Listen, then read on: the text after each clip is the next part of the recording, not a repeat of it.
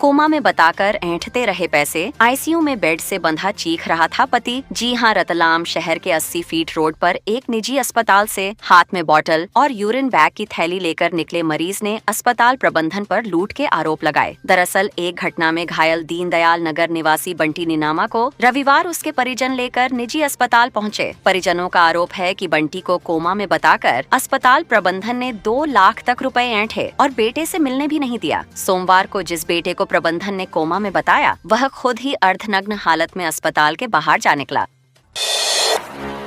HDFC bank में बड़ा घोटाला, कर्मचारियों ने IPL में लगा दी खाता धारकों की जमा पूंजी। जी हाँ, मध्य प्रदेश के बैतूल जिले में स्थित HDFC बैंक में बड़े घोटाले से जुड़ा मामला सामने आया है, क्योंकि खाता धारकों ने बैंक कर्मचारियों पर गंभीर आरोप लगाते हुए कहा कि उन्होंने फर्जी दस्तावेज बनाकर उन खातों से लाखों रुपए का घोटाला किया है, उनकी जमा पूंजी गबन कर उसे IPL सट्टे में इस्तेमाल की है। बताया जा रहा है कि अब तक 6 से ज्यादा बैंक खाता धारकों ने अपने अपने खातों से हुए गबन की शिकायत दर्ज कराई है। बताया जा रहा है कि बैंक के कुछ कर्मचारियों ने फर्जी credit card, FD, self check और ऑनलाइन ट्रांजैक्शन जैसे अलग-अलग माध्यमों से लाखों रुपए का गबन किया है। MP में परिवहन विभाग की नई व्यवस्था, जेब में नहीं रखने पड़ेंगे गाड़ी के पेपर। जी हां, मध्य प्रदेश राज्य में वाहनों से उत्सर्जित हानिकारक गैसों पर नियंत्रण के लिए प्रदूषण नियंत्रण प्रमाण पत्र की अनिवार्यता के साथ नई व्यवस्था लागू की गई है। अब वाहन चालक नई व्यवस्था के तहत चेकिंग अधिकारी द्वारा प्रमाण पत्र मांगे जाने पर ऑनलाइन या इलेक्ट्रॉनिक रूप में दिखा सकेंगे। बता दें, प्रदूषण जांच केंद्रों को NIC के PUCC पोर्टल के साथ इंटीग्रेट किए जाने के बाद ऑनलाइन सर्टिफिकेट जारी करने की व्यवस्था की गई है। ऑनलाइन PUCC जारी होने के तुरंत बाद ही अब उसका डेटा वाहन पोर्टल पर दिखने लगेगा। MP सरकार ने फिर से लिया कर्ज, जाने अब तक कितना कर्ज। बता दें, मध्य प्रदेश की मोहन सरकार ने एक बार फिर से कर्ज लिया है, जिसका भुगतान बुधवार को होगा। ये कर्ज 6000 करोड़ रुपए का है, जो कि 3 हिस्सों में है। इसके ब्याज का भुगतान भी सरकार के द्वारा ही किया जाएगा। मध्य प्रदेश सरकार चालू वित्तीय वर्ष में अभी तक कुल 47,000 करोड़ रुपए का कर्ज ले चुकी है। वही 20 फरवरी को भी 6000 करोड़ रुपए का कर्ज लिया गया था। इसके बाद चालू वित्त वर्ष में सरकार ने पिछले वित्त वर्ष से 4.5 करोड़ से अधिक का कर्ज ले चुकी है।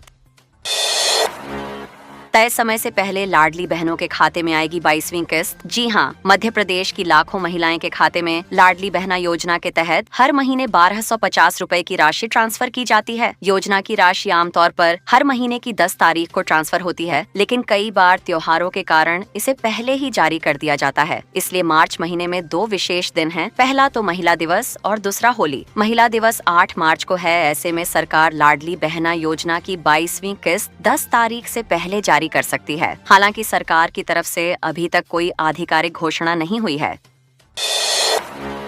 MP के मंत्री पर 1250 करोड़ की काली कमाई के आरोप, गोविंद सिंह राजपूत ने भेजा नोटिस। जी हां, MP के कैबिनेट मंत्री गोविंद सिंह राजपूत पर भ्रष्टाचार के गंभीर आरोप लगे। कांग्रेस के नेता प्रतिपक्ष उमंग सिंघार ने उन पर 1250 करोड़ रुपए की काली कमाई से जमीन खरीदने के आरोप लगाए थे, लेकिन मंत्री गोविंद सिंह राजपूत ने इन आरोपों पर पलटवार करते हुए उमंग सिंघार को मानहानि का नोटिस भेज दिया है। उन्होंने नेता प्रतिपक्ष को 20 करोड़ का मानहानि का नोटिस भेजा है। उमंग सिंघार ने नोटिस की बात पर कहा है कि जवाब देंगे, हम न डरे हैं न डरेंगे।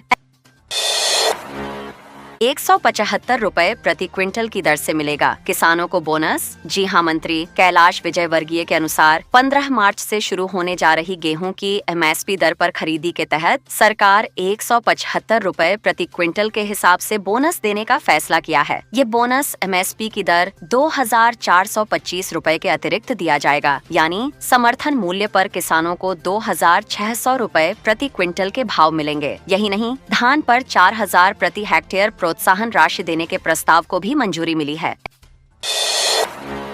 जातिगत जनगणना को लेकर ये क्या बोल गए पंडित धीरेन्द्र शास्त्री। बता दे, अपने बयानों को लेकर हमेशा चर्चा में बने रहने वाले मध्य प्रदेश के छतरपुर जिले में स्थित बागेश्वर धाम के पीठाधीश्वर पंडित धीरेन्द्र कृष्ण शास्त्री एक बार फिर अपने एक बयान को लेकर सुर्खियों में आ गए हैं। इस बार पंडित धीरेन्द्र शास्त्री जातिगत जनगणना को लेकर बोलते नजर आ रहे हैं। पंडित धीरेन्द्र शास्त्री ने जातिगत जनगणना को देश को बांटने वाला विषय बताया, साथ ही उसकी कड़ी आलोचना भी की। उन्होंने कहा कि देश में जातियों की बजाय अमीरी और गरीबी पर जनगणना होनी चाहिए। इससे पता चलेगा कि देश में कितने अमीर हैं और कितने गरीब। एमपी में हनुमान जी से शिकायत करेंगे मंत्रालय के अधिकारी कर्मचारी, 51 लोगों ने दर्ज कराए नाम। जी हाँ, एमपी के भोपाल शहर में मंत्रालयीन अधिकारियों कर्मचारियों की लंबित मांगों को लेकर कर्मचारी मंगलवार को संकट मोचक हनुमान जी से गुहार लगाएंगे। दरअसल कर्मचारियों द्वारा 19 सूत्रीय मांगों को लेकर मंत्रालय के गेट नंबर 6 के पास स्थित मंदिर में हनुमान चालीसा और सुंदरकांड का पाठ किया जाएगा। इसमें बड़ी संख्या में कर्मचारी शामिल होंगे। कर्मचारी अपनी मांगों को लेकर लगातार संघर्ष कर रहे हैं। पिछले कई सालों से हम गुहार लगा रहे हैं, लेकिन कर्मचारियों की मांगों की ओर कोई ध्यान नहीं दिया जा रहा है। इसलिए कर्मचारी हनुमान जी से प्रार्थना करेंगे कि सरकार को सद्बुद्धि दे और कर्मचारियों की मांगों का निराकरण हो। मोहन कैबिनेट की अहम बैठक, नई लोक परिवहन नीति पर आ सकता है प्रस्ताव। जी हां, मध्य प्रदेश में डॉक्टर मोहन यादव कैबिनेट की महत्वपूर्ण बैठक राजधानी भोपाल स्थित मंत्रालय में होगी। कैबिनेट की बैठक में द्वितीय अनुपूरक बजट पर चर्चा होगी। बता दें, प्रदेश का द्वितीय अनुपूरक बजट 4 से 5 हजार करोड़ के आसपास हो सकता है और नई बैठक में नई लोक परिवहन नीति का प्रस्ताव आ सकता है। किसानों को दूध खरीदी पर प्रोत्साहन पर भी चर्चा हो सकती है। हालांकि जनजातीय देवलोक के जीर्णोद्धार का भी प्रस्ताव आ सकता है।